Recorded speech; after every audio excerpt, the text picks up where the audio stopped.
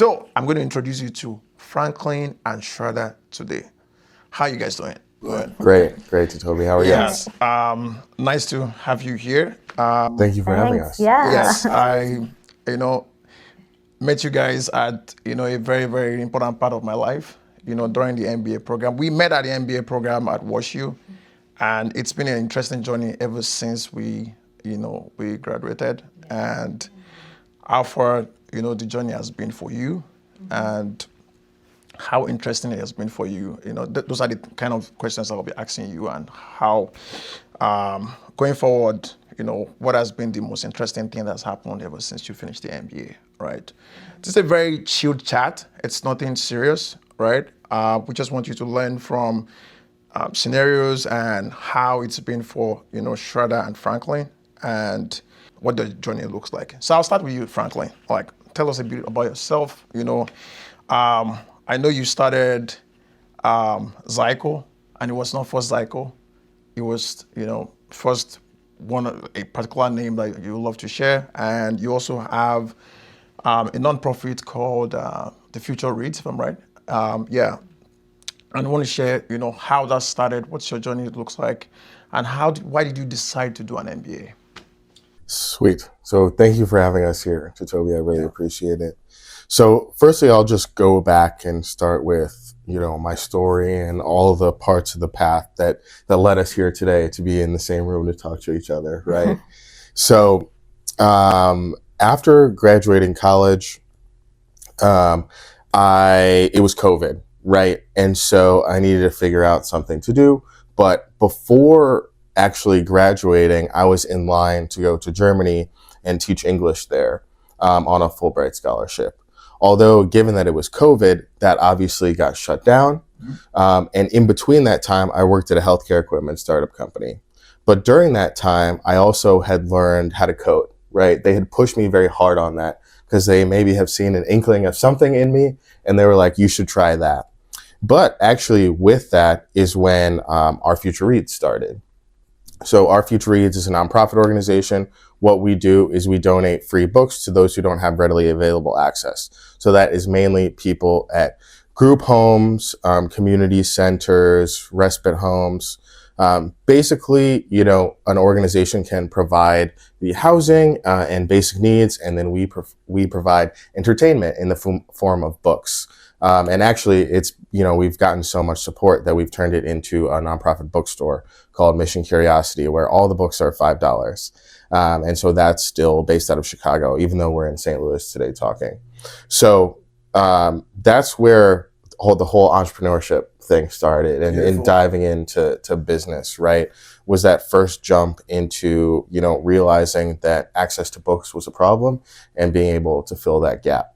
And then I did a bunch of stuff with coding with that didn't really pan out the way it wanted, which we can go into later about like how technical things really need to be, especially in the beginning and throughout the journey. So that might be interesting later. But from there, I knew that, okay, after I was in Germany, I was like, all right, like, am I just going to go to a corporate job, and like, is it going to be an entry-level job, or is there a way that I can skip a few years, working? And Our Future Reads is great, but like, it's not a moneymaker, right? Like, it's a nonprofit organization. We're trying to do something good for the world. It's completely different. So I was like, well, you can get an MBA, right? I can skip a few years of work through the MBA.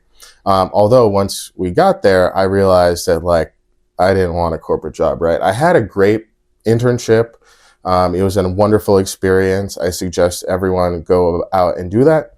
But I just had that itch, right? I had that itch of like, oh, there was something that I wanted to do, something more. And like, I had done Our Future Reads. So like, how hard could it be, going out and doing a for-profit venture? Short story, it is still very hard. But like, that's what I knew that I wanted to do. So of course, in class, in entrepreneurship class, when you're coming up with ideas, I was incredibly excited.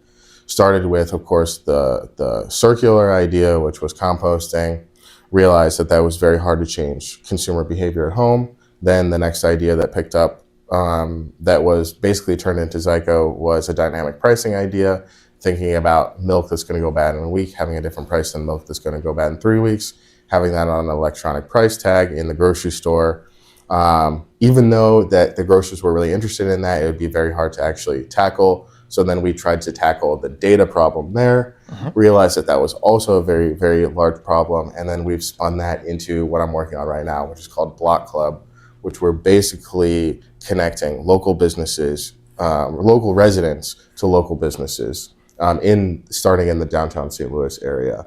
And we've got about 23 or so apartment buildings in that, and then 15 or so businesses signed up right now. Hasn't launched yet, but we're very excited to do that on December 1st. And it'll be, we'll be hitting it from the ground running. So that's a very brief way of how we've gotten here today. Really brief, and amazing. And Shradha, I'll throw this question to you because we probably have a similar background from traveling out of the country and coming into the US, right? How was that experience for you coming to get an MBA? Why did you take that decision first? And how was the MBA program for you briefly? And piloting into what you're doing right now.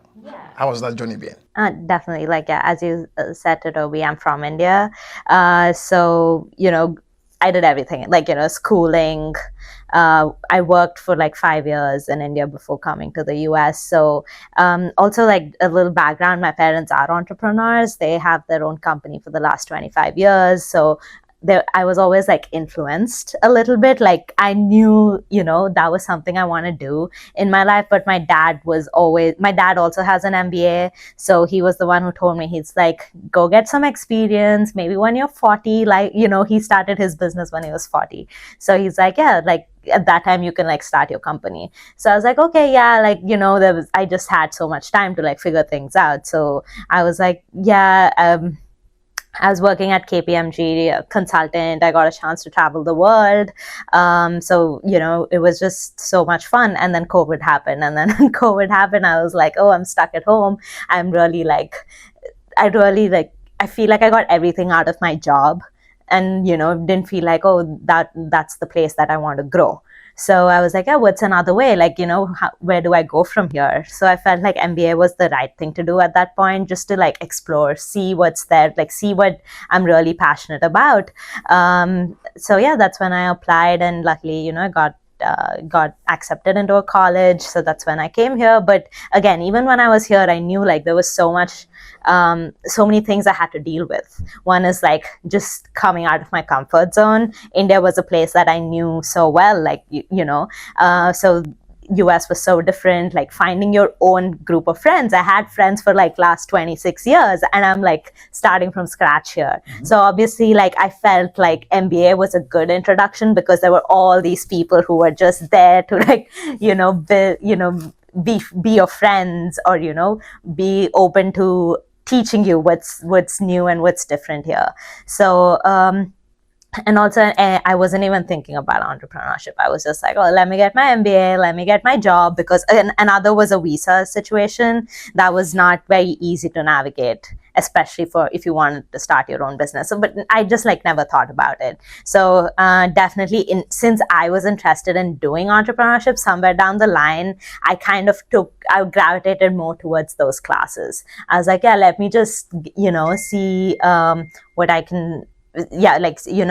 Take these classes and see what happens with it. So that's really how my introduction to entrepreneurship happened. One day we were in class and our professor Doug, I'm not sure if you were you in that class with I don't us? think so. No, yeah. So this was introduction to entrepreneurship, and then in the first few classes, Doug was oh, what's a problem you want to fall in love with? And I was yeah, I'm missing my chai. So that's one thing. When you move here, the food is not coming with you, right? Exactly. Yeah. So yeah, I just couldn't drink the Starbucks stuff. I was just this is not the chai tea is not chai. So I was just yeah, this is an idea. Even Doug didn't understand what I was trying to tell him. He was what? Chai is tea. We have drinks here. People love it. No. So yeah, but that's how it just started, right? Even another thing, yeah. So I took intro to entrepreneurship where we were just teasing the idea, and then we had something called the hatchery where we had to form teams and really build pitch decks, really talk to customers. So that was one thing where, you were interviewing these people and seeing if they'll actually buy a product. So that really kind of pushes you towards it. It was just that experiential learning. We were not just sitting in a class and doing things. So that's one thing I really liked about it. And then finally, one day, with the Scanlar Center, they reached out saying oh, we have a marketplace, do you want to put your chai there? And I was like, nah, I don't know. Because I didn't feel like a lot of people were believing in my idea. I also was not believing in it that much. So the deadline passed, the deadline to apply and stuff passed. But after a week, I was like, what's the harm? This is WashU. It's a WashU marketplace. Are people going to be around here? It was, there was no risk in it really at that point. I was like, the only risk is me not doing it. I wouldn't know what the result is going to be. So that's when I was like, hey guys, is it still possible for me to come back? And they were so nice. They were like, yeah, sure, you can come back. And that's how I built, that was the first time I did my prototype of my chai. I tested it with Franklin, with other friends, certain blends and stuff. And then I took it to the farmers market. I took it to the marketplace and people bought it. I was so shocked. I was like, what? I remember this lady walked up, she took a sample, and then she's like, I'll buy this. I'm like, are you sure? And she's like, yes. Yeah, what? What? And I'm like, oh yeah, I was selling it for so cheap at that point. And I was like, yeah, that definitely was one of my turning points, at least I was still in the MBA. I just didn't know what I was going to do post MBA too, right? But I was like, oh, let me just test this. I'm passionate. I'm passionate about this. I feel like I can bring this to life. So let me see what I can do for 10 weeks post MBA. There was again another program in the MBA where they were helping us with interns. So I was like, yeah, I'll get an intern on board and see what happens. And that's when I decided to get into farmers market. So yeah. Yeah, I think one thing you've shared, and the same thing Franklin has shared, is the grit to be able to just go for it and do it, right? Yeah. Most people don't have that grit. It's always very scary, right? And that's one thing I think you both share, and probably 1%, I share also, the ability to just continue to do what you're supposed to do in face of whatever anyone tells you. If it's not going to work, you don't care. You just want to go, go do it. But frankly, let me throw this question to you. It's the cost of an MBA is over $300,000, right? And that, pressure of paying that amount of money to do an MBA is really, really something most people would think about before they take that journey. Now, do you think you going through the MBA is worth it? And do you think where it's brought you to now is something that has probably shaped the path to where, where your journey, where you are right now? Do you think so? The MBA is a little cheaper than that. So let's start there. With housing and Yes, stuff, with housing. It's a lot. It's a lot. So for international students, for people coming outside, it's around that, right? Because you're paying that's true. And housing and everything, That's true.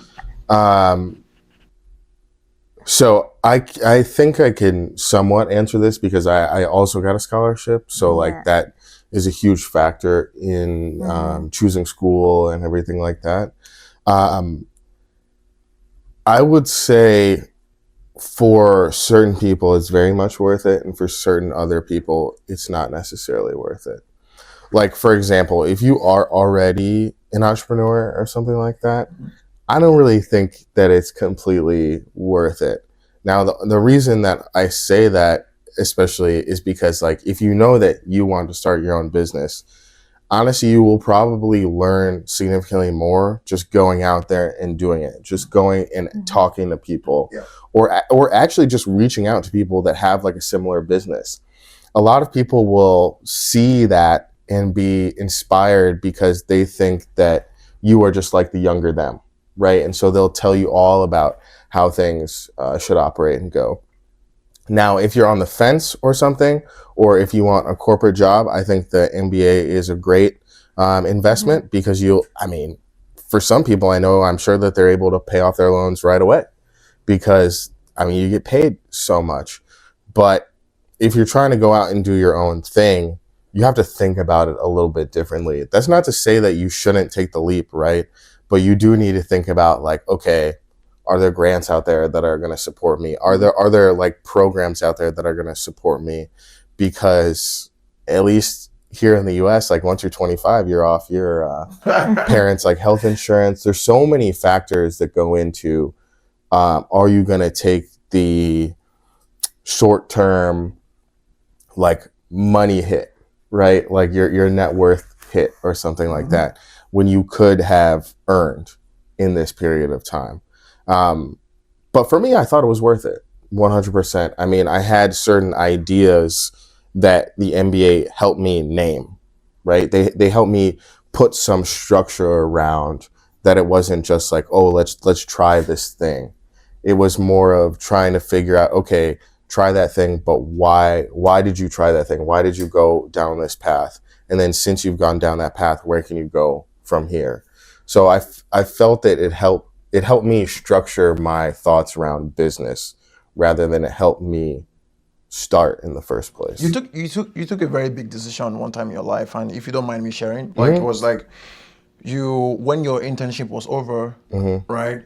You had a return offer to a very like a Fortune 500 company, like huge salary. And I remember then it was a very, very difficult decision for you because I asked you, what are you going to do?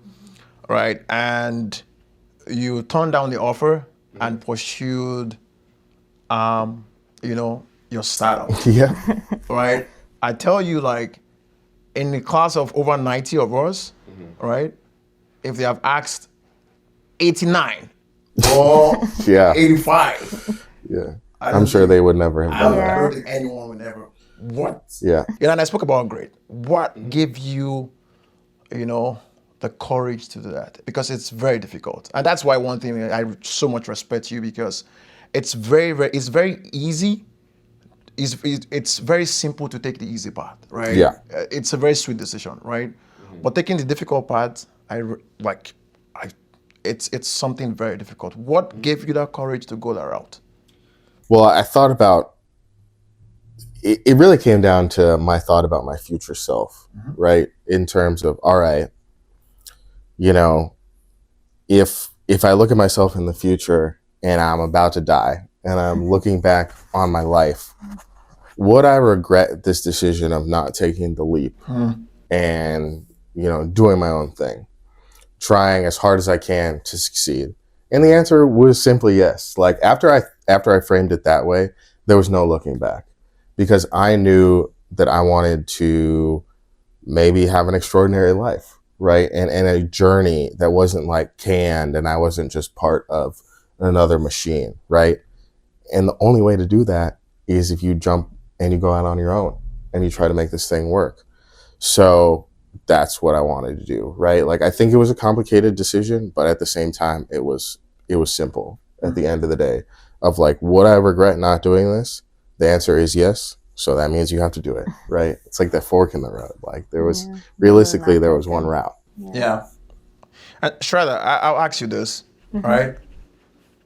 It's sometimes the 50% of the risk, right, is covered for, people who live here, who are born here, because you can always, if you fail, you can always just decide like, okay, probably You can always get a job. Yes, you can always get a job.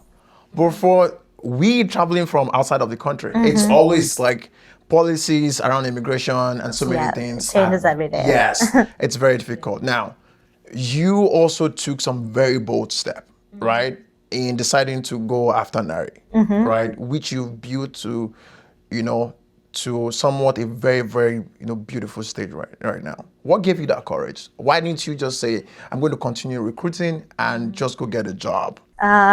No, to be honest, for a really long time, like there's so much self-doubt. There was like so much, what would other people think? like, oh, I'm like doing this MBA, getting this fancy degree, and like selling tea. Like, in India especially, like selling tea is what people do on side of the street. It's not the most glamorous thing, and that's exactly what I want to do, right? Like, it's my passion, but I know people would like not see it in that way.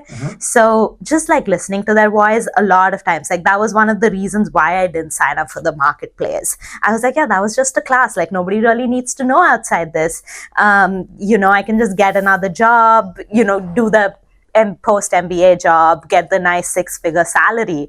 But it's just at one point you have to tune out the noise.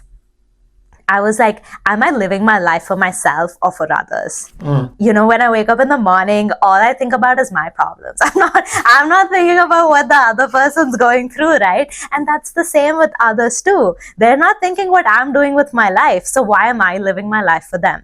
So that was really like one of my epiphanies is I was like, wait, I am gonna do what makes me happy in the morning, what makes me keep going. So also there was that change where people were liking my chai, they were liking my products, and my customers were telling me that.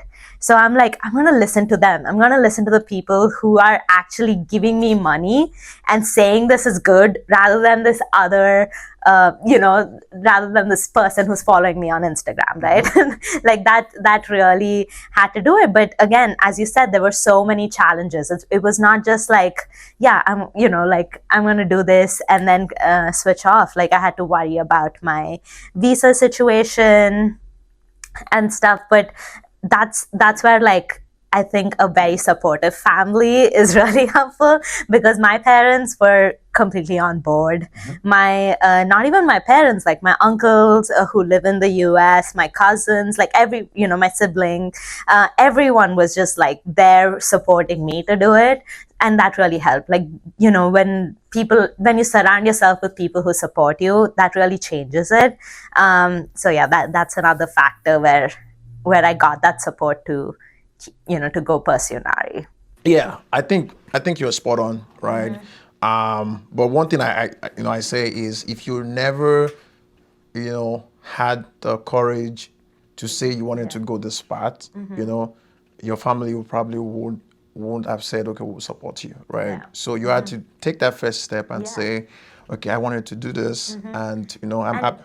Yeah, and it doesn't happen overnight, right? Like, when I told my parents I want to do Nari, they were like, are you sure? But when they saw that I was working hard, when they saw like that, people were actually responding well to it, they're like, okay, this is something. Like, I had to prove them that too, like that this is a really viable idea, that this is a career. For them, it's like, you need to get a job for now. Once you have like a safety net egg, that's when you start your company. Like, but I just decided to do it with nothing. So yeah. Franklin, you were someone I would call star boy, if you know what it's called, star boy. So star boy means somebody who was like almost liked by everyone in the class. I see. And even on the, golden. on the golden boy. boy. On the commencement, the commencement, you had like so many awards while your name was being called over and over and over again, and your family was there, and it was a very beautiful moment. But how did they take it when you told them, like, I'm going to reject this offer, I'm going to go for this? What did it look like for them? Did they look like, are you crazy? I think my mom was like, what are you doing? Right? But I think she was mainly like, oh, well, like, you should just say yes to the job. And then, like, basically how it worked is it was a 2-year rotational program, right? So she was like, just take the 2 years and then see if you still want to pursue this after, because like, you would at least like make a bunch of money, right?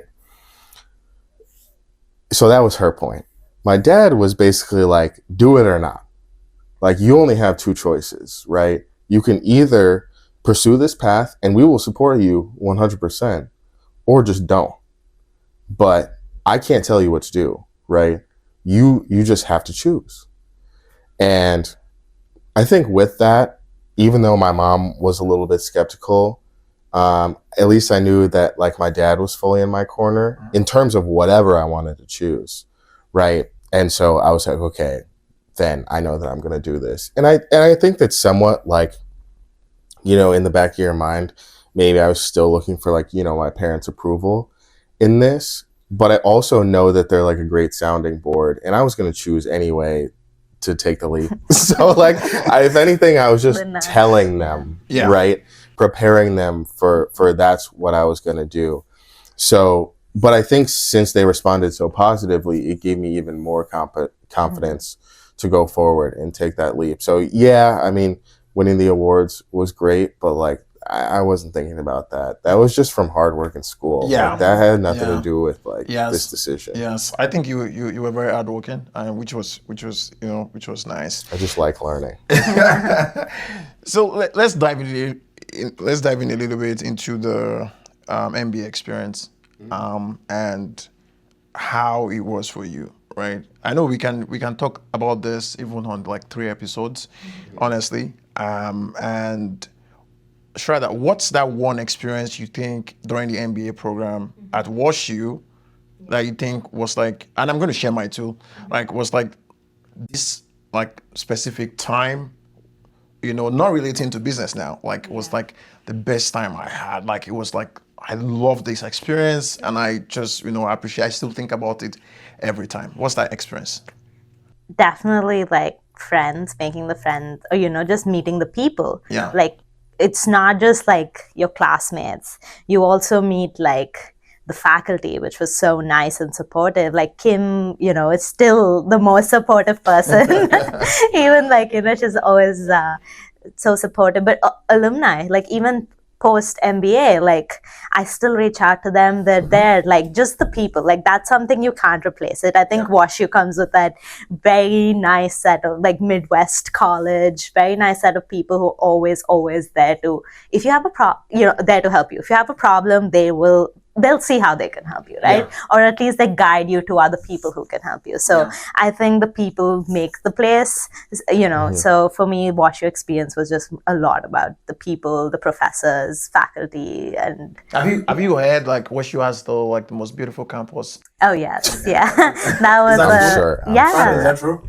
I mean, I don't know, but it's definitely up there. Yeah. Like every time I travel to LA, I'm always hearing like alums and everyone saying like WashU has like the most beautiful campus. I mean, when it snows, it's really beautiful. I feel like it's like Hogwarts when it snows. Yeah. So yeah. Yeah. Frankly, like, you know, what's your most favorite experience during the MBA? I know you must have a lot because, you know, you mixed well with everyone. Like you.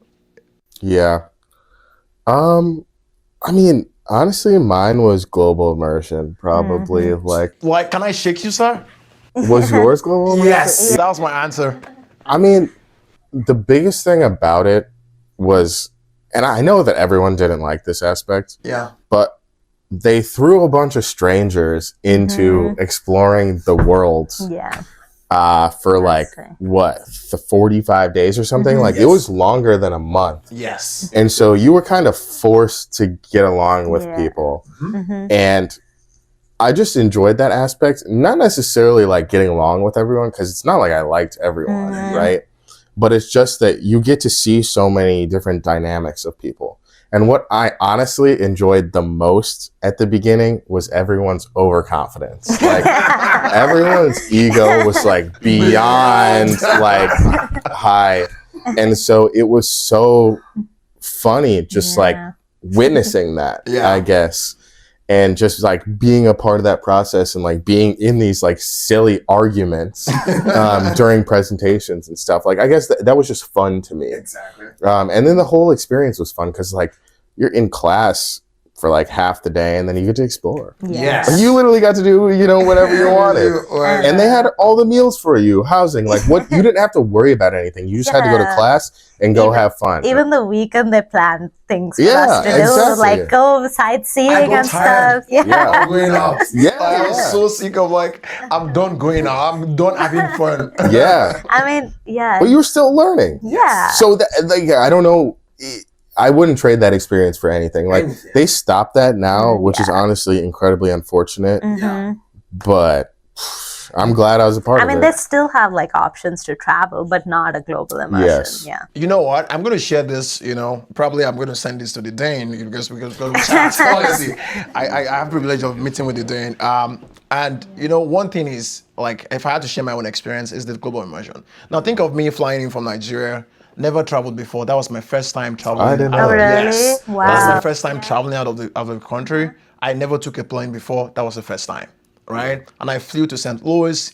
I flew in, through Miami, then got to St. Louis and spent I think 3 weeks introducing myself to the city, to the St. Louis community. Then we started Wow. class. Yeah. Then 3 weeks after, we had to go to DC. Yep. Then from DC, we had to go to Barcelona. Yep. From Barcelona, Paris. then we had to go to Paris. From Paris, which was in the summer, then we had to go to Chile, which was in the winter, right? So cold, yeah. So that experience lives with me forever, Yeah. right? I just Yeah. love the experience. get that. It was a lot, right? Because we had 90 strangers who, some Yeah. people just look at me like, where's this guy from? Some people had their, belief and everything, and you just have to mix with people. But I just enjoy the experience every time I think of, how much exposure I got from somebody who has never traveled before to now traveling, like throughout the world Yeah. in just under like 45 days, right? Yeah. Yeah. Though from that time up until now, I think I've flown not to exaggerate more, but like 300, 400 times. I think it was it's an experience that I can never forget, and it lives in my memory every time. I keep the pictures. I go back. I think it was in France or probably Barcelona. After we go out and try something. We go around the city. We go clubbing in the night. In the day, early in the morning, we're just So fun. Yeah. so tired. And Peter will probably have a class. I know we're like Yeah. get back so late, and then we need to sit through the day. Oh God. Yeah. Yeah. It was just so. like It was sleep a in the funny. bus. Yes, it was a. I think it's an experience that I would never forget. And if you go around the MBAs of other schools, they don't get this experience. No, yeah. I mean, there are a few other schools that do it, but not to that extent. Yeah, like no one did it to that extent, and now no one is gonna do it because it's canceled. But all the MBA colleges have their version of like traveling, but for a course, which is like. I think we were the only class that had that experience. That's also true. Yes, of coming from straight from wherever we're coming from and doing that trip together for the first time. Because if class before us didn't have theirs because of COVID or something, Yeah. and they did theirs at the end of the program because they already know each other, they already had their jobs, so they just, but we were total strangers. Like I had to, mix. I didn't even know you. I didn't even know Shrada. I was just like, it was just a very. I just knew you as that person who's very picky with food. I was like, wherever you were, like, no, this food. Yeah, but I'm trying now. I've lived here long enough now to start trying food. I've tried so many foods now. I've tried oysters. I've tried, which is something that I never thought myself trying. Eating all oysters, I'm like, no way, But I think that one experience, lived, with me, and it still continuing to live with me up until today. Right. So let's dive in a little bit into the classes and everything, and also friends you made. Like, what class do you think continue to probably relive in your memory and shape the way you probably do things right now? Because one very interesting thing right now is that you both are entrepreneurs. Your business is going to do well, but you're also recruiting, right? Right now, you're also trying to bring people on board on your project. You probably some months ago you were trying to get a job, but now you are at the other side of the table trying to bring the right fit into your project, right? Now, what class did you take that is helping you make that decision now, or how are you making that decision now? So you mean in terms of recruiting? Yes. Oh, for recruiting? Yeah, I mean, like, probably not just recruiting, but everything. Like, but majorly probably centered on how are you bringing the right fit or the right kind of mindset into, your company. You want to answer that first? I'm thinking. So I wouldn't say that there was like one specific class. I would say that it was a combination Okay. of all the classes. And what I mean by that is that in the earliest stages of the company, I need someone who's going to be able to hit the ground running. Yeah. Right. So I need someone who I can introduce concepts to very quickly and then take them and go without a lot of like my decision making as the bottleneck. Right. So there's certain things that we've learned in class in order to make decisions without a ton of information. Yeah. Right. And so I look for those people who I can basically test in a way to see how much like integrity and grit they have, of course, but then also like their like intuition on what should I do next, or like what should be this task that actually has weight in the organization and can push things forward. So I know that that's not like probably the answer that you're looking for, but it's more of trying to figure out how to judge people on like what their capabilities are. At the same time, I've definitely been fooled, but I had to fire fast too. Yeah. So like those are the things that you also have to learn within the experience. Yeah. Shradha, how about you? I mean, I think for me, one of apart from the entrepreneurship classes, another class that I really liked was John Hahn's macroeconomics.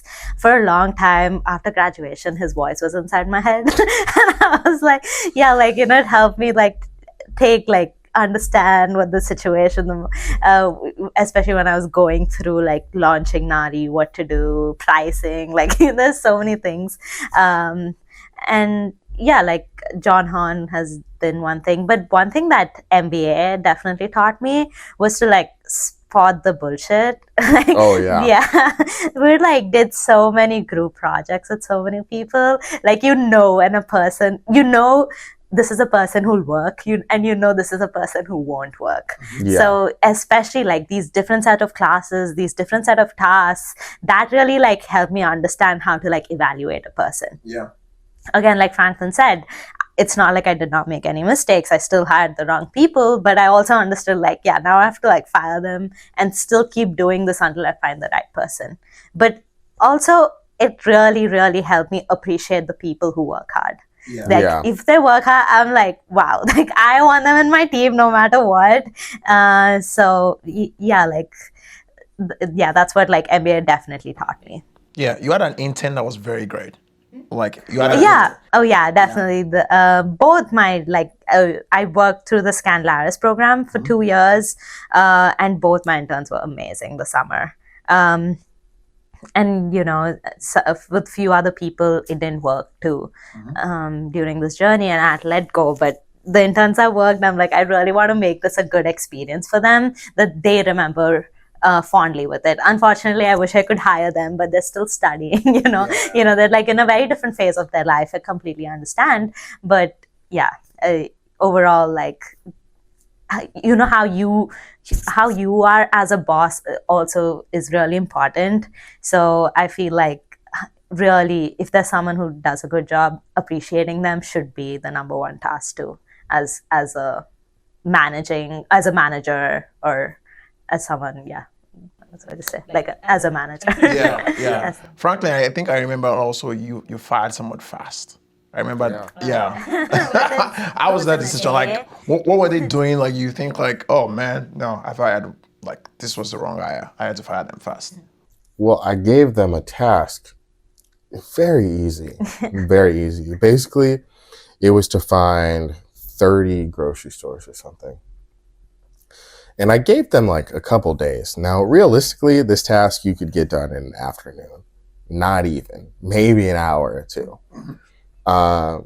And they just failed to do that. Mm-hmm. And not only that, I had heard from the Scandalaris Center staff that they were already trying to like switch teams or something. So in my mind, I was like, you don't even want to be here. Yeah. Mm-hmm. So it was an easy decision. It wasn't even hard. Yeah. Now I've had other incredibly hard decisions where like we had a co-founder breakup, right? Which was way different, way different. Now that didn't necessarily stem from like bad work. It just stemmed from, it just wasn't a fit anymore.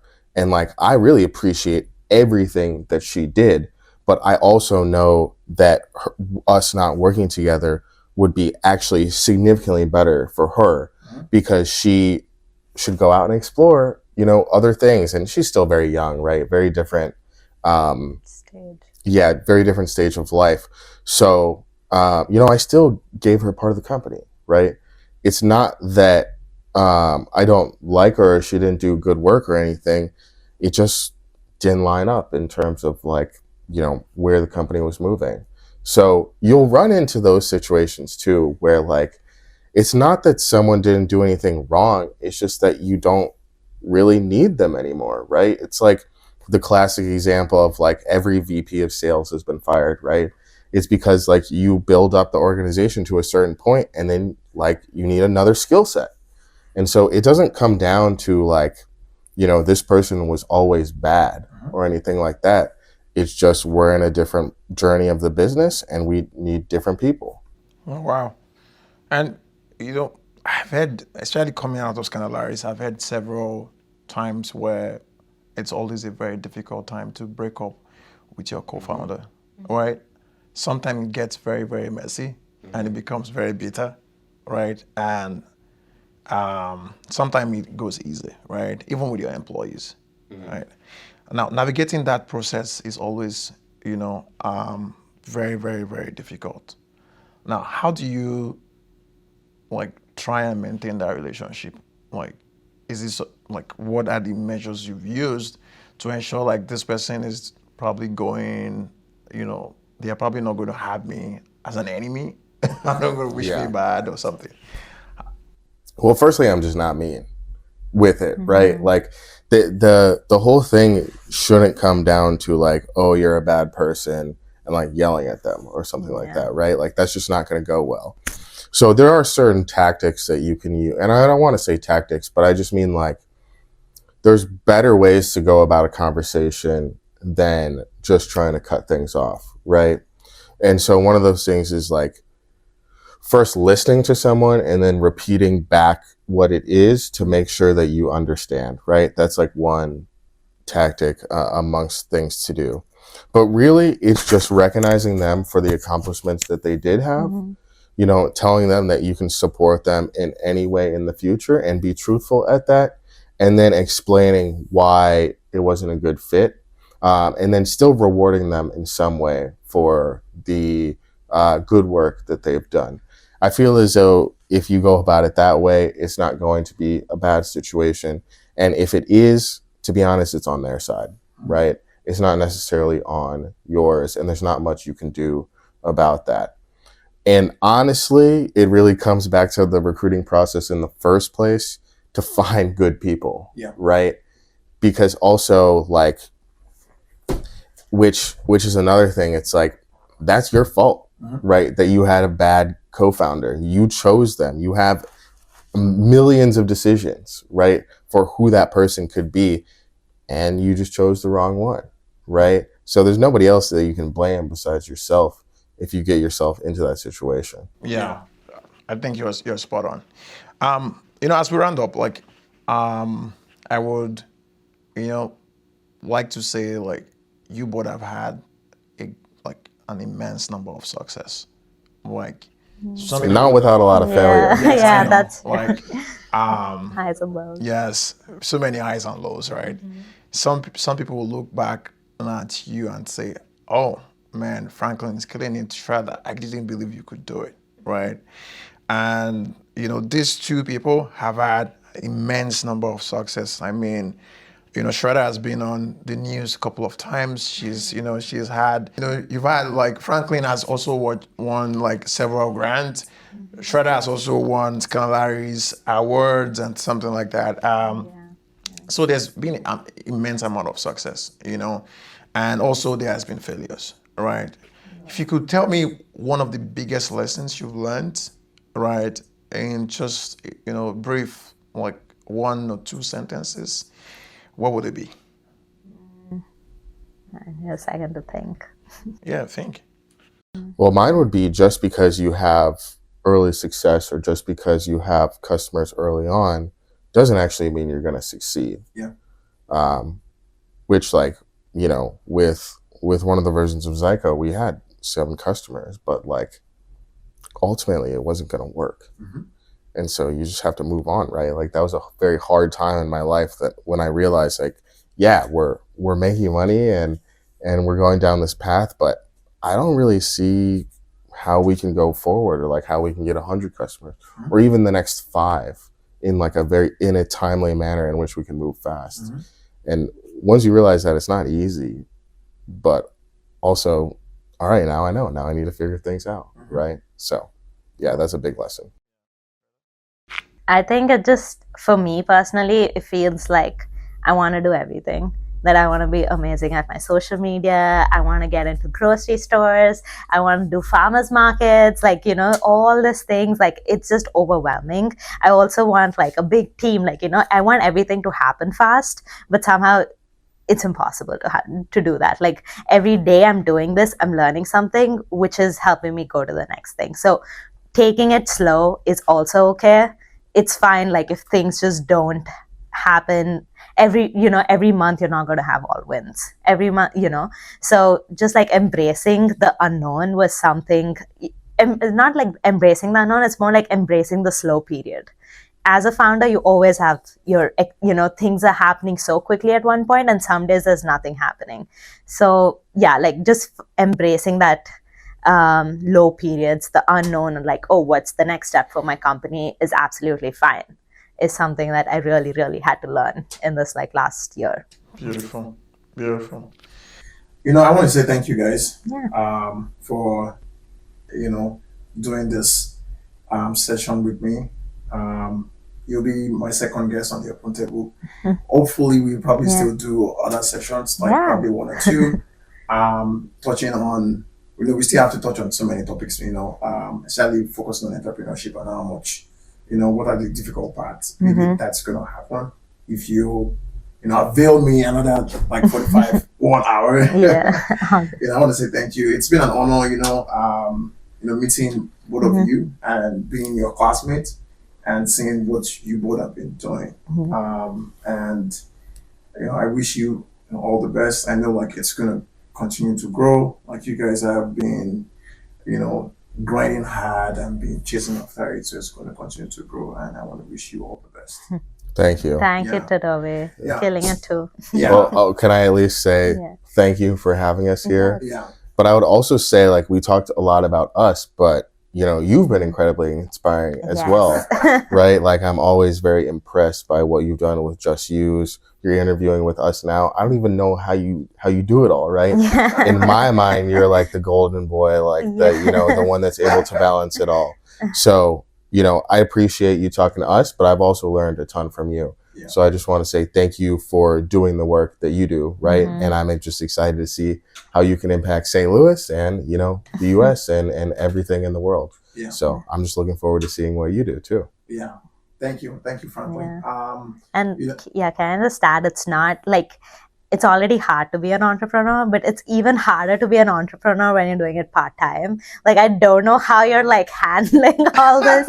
Like there are days where, you know, it's just hard, like to get up in the morning and do this. So that I really, like, I have such respect for you to do that, because very soon, like my mom's always like, go get a job too on the side. I'm like, no way. You know, like everyone's path is different, and you know, you just have to channel your path and look like, okay, what kind of path are you trying to, you know, channel, right? I, you know, was like, you know, I used to say this story to my friends and to people at, you know, at work. Like, I took a very big decision in not taking a job in New York and saying I was going to stay here and still continue to rub minds with people who, you know, have, you know, like mind with me. I don't mind taking, you know, a terrible pay, right, and staying and be doing, you know, what I really am passionate about, and still, you know, have a job by the side. It's incredibly difficult, right? Yeah. Because, you know, you have to probably juggle so many things. You have to be great at your job, which I'm really, great at, and you still have to also juggle so many things altogether, right? After this, interview, I have other things to do. I have to, I have to prepare for a trip tomorrow morning, and I'm gone the whole week. Then I'm back on Saturday again, preparing for the following week, and I still have to shoot videos. Still have to pursue people at Angle. I have to pursue people at Just. I have to. So it's a lot, right? But you guys continue to inspire me. Every time I see your posts come up, I see Frank people, I'm like, yes, these guys are doing it. I can do it, right? Yeah. So you guys are also very big inspirations, right? And it's good when you know that you also have people who are looking up to you. They're looking up to your success. I look up to you guys. I see what you're doing, and so I don't want you to stop, because I want to say, like, so many people are silently looking at what you're doing and they're also inspired by it, right?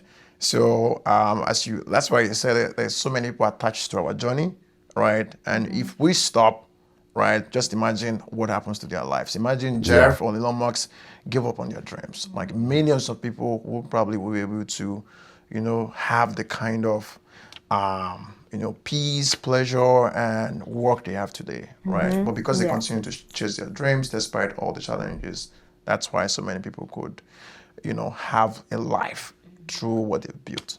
So just keep up what you're doing, and you guys inspire me a lot. Now, thank you guys for, being on the Open Table. As you know, this is our second episode. It's been very, very interesting. The conversation has been great. Shrada and Franklin are two awesome founders. I think you guys, you need to go research, Google them, right? Just research, you see a lot of things they've done, and it's been interesting. I don't want it to be like when they are billionaires, that's when I'm trying to interview them. Now they're on that journey, and I've been, privileged to have that interview with them, and it's been a very interesting one. So thank you for, watching till the end. I will see you on the next episode. Have a good one. Yeah, bye everyone.